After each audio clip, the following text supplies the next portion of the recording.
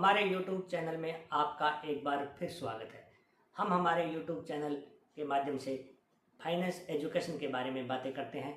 हम finance education की video शिक्षा पर्पज से बनाते हैं ताकि आप अपने ज्ञान को, फाइनेंस के ज्ञान को और अधिक इन्हांस कर सकें और अपने जो इन्वेस्टमेंट है उसमें हमारे ज्ञान का भी कुछ यूज़ कर सकें।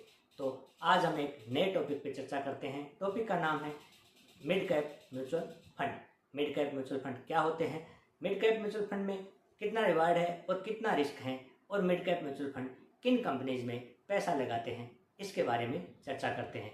इससे पहले हमने लार्ज कैप म्यूचुअल फंड और स्मॉल कैप म्यूचुअल फंड के बारे में वीडियो बनाए हैं, वो हम जाके आप हमारे वीडियो देख सकते हैं। अब बात करते हैं जो मिड कैप म्यूचुअल फंड है वो किन कंपनीज में पैसा लगाते हैं। सबसे पहला टॉपिक ये है। तो किन कंपनियों में पैसा लगाते हैं, जो निफ्टी की लिस्ट है उस निफ्टी की लिस्ट में 101 से लेकर 250 नंबर तक जो कंपनीज लिस्टेड है, 101 से लेकर 250 तक जो कंपनीज लिस्टेड है उनको मिड कैप कंपनियां कहते हैं। तो जो मिड कैप फंड है वो फंड मैनेजर उन कंपनीज में अपना पैसा लगाता है।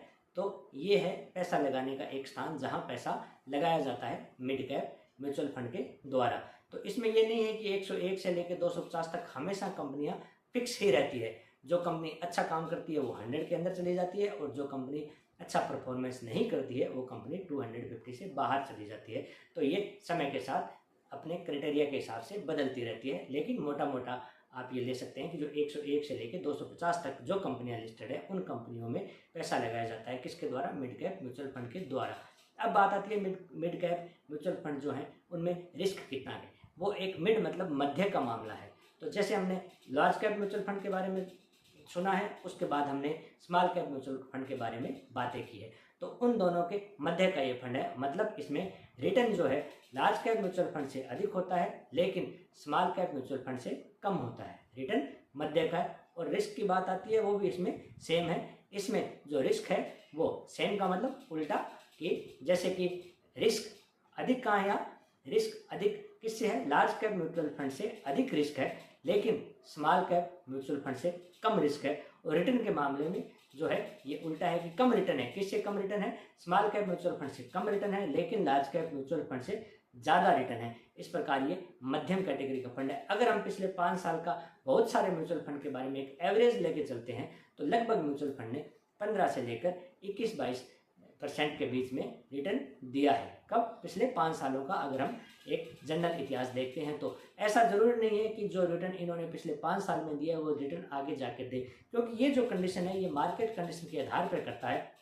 अगर मार्केट बेहतर प्रदर्शन करता है तो बेहतर रिटर्न देंगे। अगर मार्केट बेहतर प्रदर्शन नहीं कर पाता है, इस दौरान ऐसी कोई परिस्थितियां बन जाती है, तो इनका रिटर्न भी श्योर नहीं होता है, क्योंकि ये बाजार आधारित रिटर्न होता है।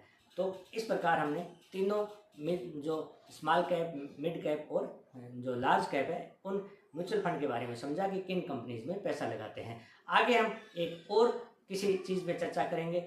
हम हमारे चैनल के माध्यम से शिक्षा पर्पज से वीडियो बनाते हैं। आप हमारे चैनल को सब्सक्राइब करें, लाइक करें, ताकि आप और आपके जो जानने वाले हैं सबके ज्ञान का थोड़ा सा इन्हांस हो सके, और आपके ज्ञान के इन्हांस में हमारा भी थोड़ा बहुत योगदान हो सके।